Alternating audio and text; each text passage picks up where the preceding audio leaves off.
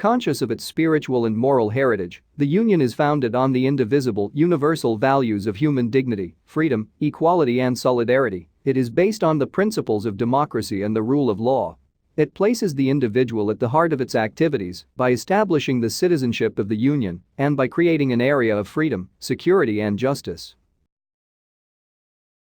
The U.S. Department of Defense and Lockheed Martin have made tremendous progress and now have an agreement regarding the production and delivery of F-35 lots 12 to 14. Lieutenant Michael Andrews, spokesman for Pentagon Acquisitions Chief Ellen Lord, said in a statement.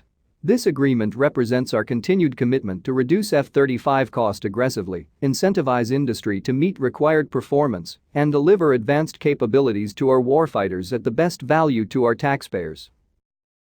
The deal, which Lord is expected to detail at a news conference on Tuesday morning, concludes years of discussions aimed at lowering the price for the advanced fighter to about $80 million for some variants, while guaranteeing production stability for Lockheed's largest source of profit, said Bloomberg intelligence analyst Douglas Rothacker.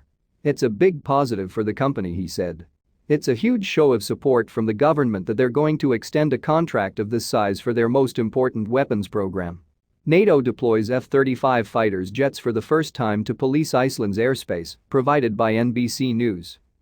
Falling production costs will open up additional international sales opportunities for the F-35, Ken Pasenriad, chief financial officer for Bethesda, Maryland-based Lockheed Martin, said during the company's October 22 earnings call. Lockheed is on track to hit the $80 million target in production lot 13, he said, about the middle of the multi-year contract.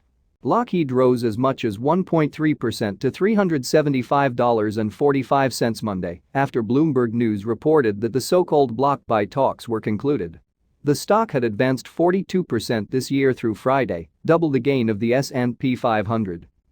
The latest agreement brings to about 978 the number of U.S. and allied jets on contract, out of a planned total of at least 3,100. The jet is still months away from the completion of rigorous combat testing against the toughest Russian and Chinese threats. Officials disclosed earlier this month that a formal full-rate production decision would be delayed as much as 13 months until the tests are complete, using a high-fidelity simulator that's still not running. The F-35 has faced years of delays and cost overruns.